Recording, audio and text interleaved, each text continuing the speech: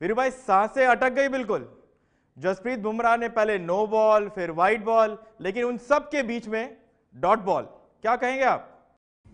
देखिए, खास बात बुमराह की ये थी कि बुमराह को मालूम था कि वो क्या करने जा रहे हैं, कौन सी डिलीवरीज डालने जा रहे हैं, कौन सी इफेक्टिव डिलीवरीज होंगी। बखूबी स्लो रन का इस्तेमाल किया, यॉर्कर में खुद परफेक्ट है वो। तो आई थिंक मुझे लगा कि शायद सुरेश रैना गलती कर बैठे कि अगर एक लेफ्ट हैंडर और एक राइट हैंडर आता तो शायद मुश्किल जरूर हो सकती थी बुमराह के लिए, लेकिन दोनों राइट हैंडर थे, थिंकिंग उनकी क्लियर थी, उनको यॉर्कर या स्लो रन डालना है और वैसे ही उन्होंने किया और उनको सक्सेस मिली। तो सबसे आईपीएल के सबसे कामयाब बॉलरों में से एक हैं बुमराह, भुवनेश्वर के बाद। अगर मैं इंडियन बॉलर्स की बात करूं तो इन दोनों के अलावा कोई ऐसा गेंदबाज, इंडियन गेंदबाज नहीं है जिसने तेज गेंदबाज आईपीएल में कुछ प्रभावित किया हो।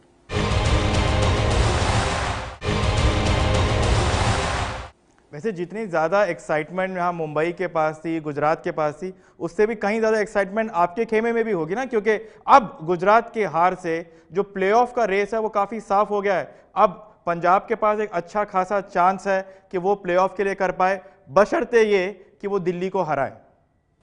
देखिए, कोशिश हम लोग जरूर करेंगे कि हम लोग अच्छी क्रिकेट खेलें और हमारे जो, मैंने जैसे पहले भी कहा और अब फिर कह रहा हूं कि हमारी जो बैटिंग डिपेंड करती है वो फॉरनर बल्लेबाजों पर डिपेंड करते हैं। अगर उस 4 में से 2 चलते हैं तो शायद उम्मीदें बढ़ जाती है कि हम लोग मैच जीत सकते हैं। अगर वो 4 में से 2 नहीं चलते तो शायद मुश्किलें हमारी बढ़ जाती है। लेकिन एक अच्छी बात यह है कि मुंबई और कोलकाता जिस भी टीम से खेलें, अगर उन्हें हराती रहेंगी तो शायद बाकी टीमों के लिए एक अपॉर्चुनिटी बनती रहेगी। कोई भी टीम क्वालिफाई कर सकती है प्लेऑफ के लिए। देखिए, पुणे ने जब अपना मैच जीता है तो उनके चांसेस भी ज्यादा हैं। उसके अलावा चाहे पंजाब हो चाहे गुजरात हो, इनके पास भी मौका है। अगर ये अगले आने वाले मैचेस जीतेंगे तो शायद ये भी क्वालिफाई कर सकते हैं।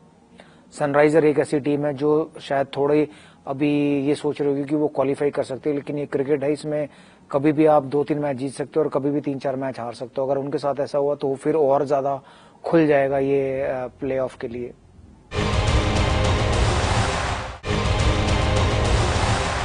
वैसे एक कप्तान है जो बहुत ज्यादा खुश हुए होंगे क्योंकि उनको जन्मदिन का तोहफा मिल गया। ठीक 12 बजे मुंबई इंडियंस ने एक जीता जिताया मैच हारते हारते एक बार फिर जीत गया। Happy birthday Rohit. उससे बढ़िया गिफ्ट शायद आप दे सकते हैं ट्विटर पर मैसेज देके।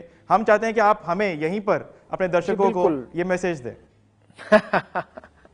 जी बिल्कुल, मतलब इससे बड़ी चीज क्या हो सकती है कि आपका जन्मदिन शुरू हुआ है आज और आपकी टीम जीत गई है। मतलब मुझे लगता था कि मुंबई को पहले ही वो मैच जीतना चाहिए था। जो सुपर ओवर है उस तक जाना ही नहीं चाहिए था, क्योंकि उनकी इतनी अच्छी बैटिंग लाइनअप है, टीम इतने अच्छे फॉर्म में है। हालांकि जो लास्ट ओवर जो डला है इरफान पठान का, वो शायद 2 या 3 गेंदों में मैच खत्म हो जाना चाहिए था, जैसे वो छक्का लगा पहली गेंद पर, क्योंकि उसके बाद मुझे लगा नहीं था कि इरफान कमबैक कर पाएंगे। लेकिन उन्होंने बहुत अच्छी गेंदबाजी की। ज्यादा श्रेय मैं देना चाहूंगा जडेजा को रादर देन इरफान को, क्योंकि उन्होंने जो 2 रन आउट किए वो 2 बॉलें डॉट हुई और दोनों पे रन भी नहीं काउंट हुए।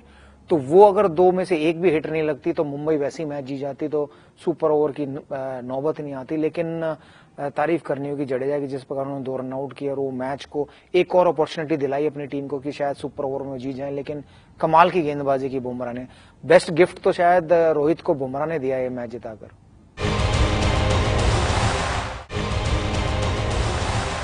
कभी आपने विराट को इतना हताश, इतना निराश, ऐसा लग रहा था कि विराट जो है कुछ कर ही नहीं पा रहे हैं, वो बैटिंग करते हैं फिर भी चौके नहीं लगते हैं, सिंगल नहीं लेते हैं, कैच छोड़ देते हैं फील्डिंग में, हो क्या रहा है विराट के साथ?